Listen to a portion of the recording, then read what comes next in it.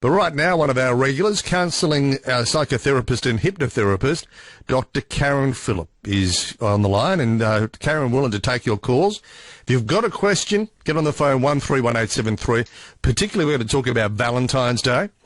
But it might be some habit you want to break. Karen uses hypnotherapy to do that, give up smoking, lose weight, some of those issues to do, I guess, with our personal lives at a time of expectation, which I guess is what you'd say about Valentine's Day, 131873. Without further ado, Dr. Karen Phillip, how are you? I'm great, thank you, Warren. Well, it's an interesting one, Valentine's Day.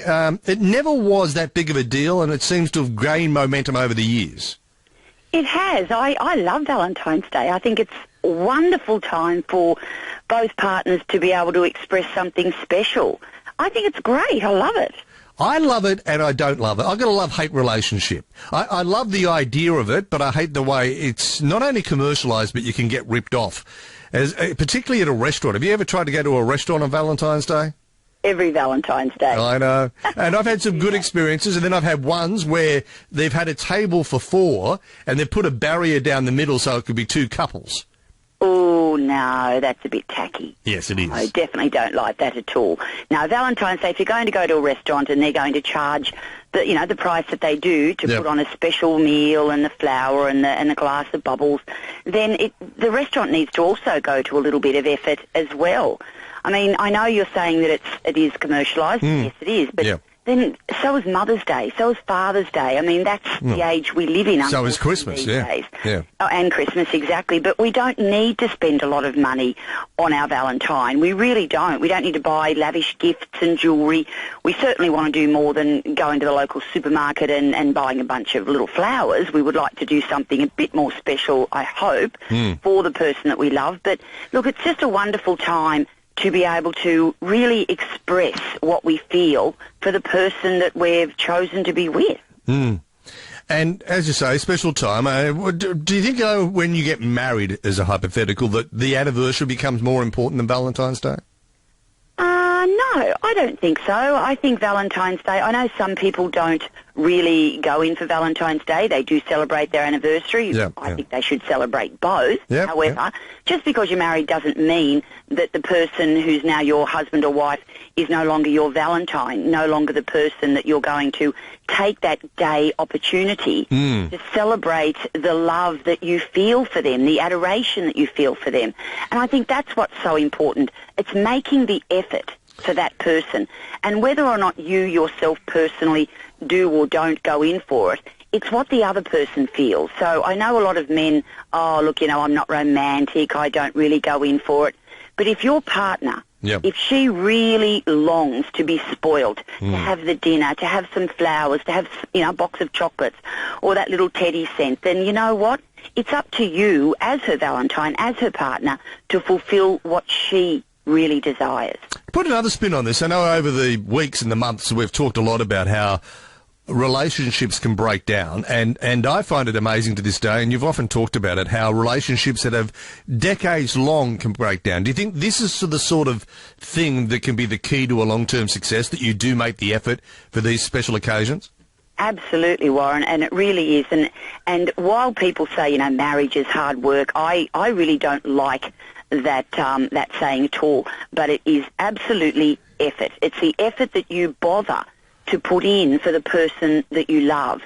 We want to make our partners happy. We want them to feel secure in the love that we share with them. And putting in some effort on a regular basis is something that I think both partners not only should do, but should want to do. So Valentine's Day, and there's another side to this, of course, is the expectation of Valentine's Day. Do you think that's a little bit too much for some people, particularly for those who don't have a significant other?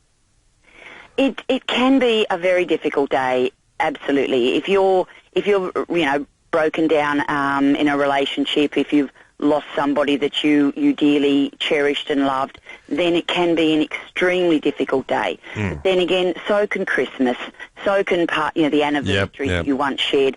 So unfortunately, there is that side of things for us to manage and deal with, and hopefully with friends and family around, we're able to get through that. But I know a lot of people that are by themselves on Valentine's Day that would long to have somebody special in their life, I usually suggest, whether they're men, women, doesn't matter, 2 women, 2 guys, just go out together and have a nice dinner, not necessarily at the restaurant with rose petals and bubbly, but just to go out and celebrate the fact that they're available for love and they're going to find it. You know, never give up. And it can be a challenge to really find that special partner, and it does take us sometimes years to do that, but there's always that special person there waiting for us when it's our time to meet them. It's an interesting thing that we've been talking about, and you did a couple of weeks ago, about finding love later in life. And interestingly, the Australian magazine today has written a piece about that, with the over 60 trying to find love. It's become a bigger thing because more people over 60 are alone, either because there's more people over 60 or people tend not to stay together as long as they used to forever. It's funny, it is both. I mean, we are an ageing population, and we do know that in the last decade we've had a 100% increase in the over 60 age group that is now separating and divorcing. So that is obviously concerning. Now, whether these people that are in their 60s do want to find a partner, or whether or not they've had a marriage that has been a very long marriage, perhaps not as happy as they'd hoped, which is probably why they're single, they may simply want to do what they want to do. They may not want a partner. They may not want to have to check in with someone. And a lot of them are moving into the over 50s and over 60s villages.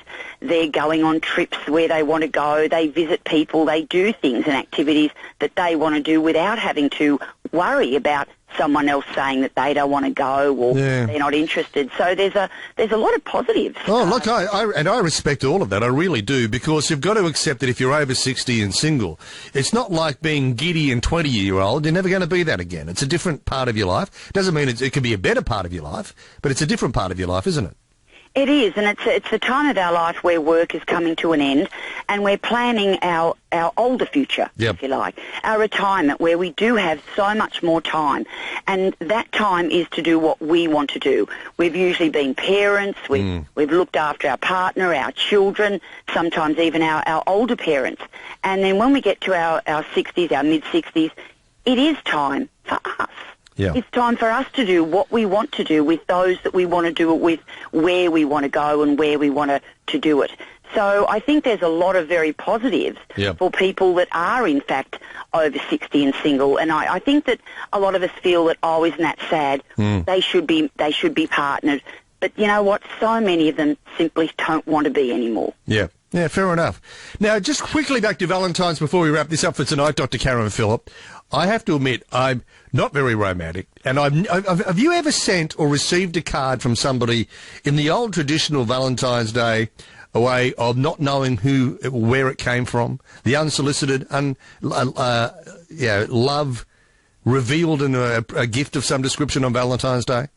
I did once. I was 16 or 17. I can't remember exactly, but yes, I did. I was working. I'd not long started work, and I did receive a card. I never found out who it was from. I actually had a boyfriend at the time, and it wasn't him. So he was interested as well, who it came I bet you he was. But I never found out who it was. I think it may have been a young man that I worked with. But I don't know, and I never knew. So I think that's lovely. I know when my youngest son, he was in kindergarten, and he's a gorgeous young man, he still is, and he came home and he said, Mummy, it's going to be Valentine's Day. Can I have, and these were his words, some Ferrero Rocher? And I said, what would you like that for? Anyway, he got them, and he said, I'm going to put it on the chair of some of the girls that aren't very pretty and probably don't have a boyfriend. So he went in at recess and he put 3 or 4 of these Ferrero Rochers on the chairs, and the girls never knew who they were from, and it made him feel really good because he made them feel special. And and that's a man. Well, that's exactly it. Now, we've been talking about the deep and meaningful version of Valentine's Day, but there's nothing wrong with that aspect of it as well either, is there? Absolutely not. I think it's wonderful. Any time that we can make someone else feel special, good, loved, then you know what? Go for it. Absolutely. Now, your website, Dr. Karen Phillip, drkarenphillip.com.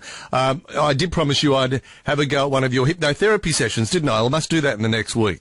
Yes, let me know which one you want and you can have a go. And if anybody wants to find out any information on how to make Valentine's Day a little more romantic, particularly our male listeners tonight, then hop on to drkarenphillip.com and read the information that I have put up there. Doesn't cost you much, but you can go to dinner, you can cook one at home, you can go on a picnic, get some flowers and write some beautiful words on a card. Yeah. They are so precious for women. It doesn't matter, it could be a couple of lines, but that in itself is probably the most precious gift that any woman will treasure. There we go. Thanks for that, Karen. We'll chat next week. Thanks, Warren. Good night. Dr. Karen Phillip, drkarenphillip.com is the website now.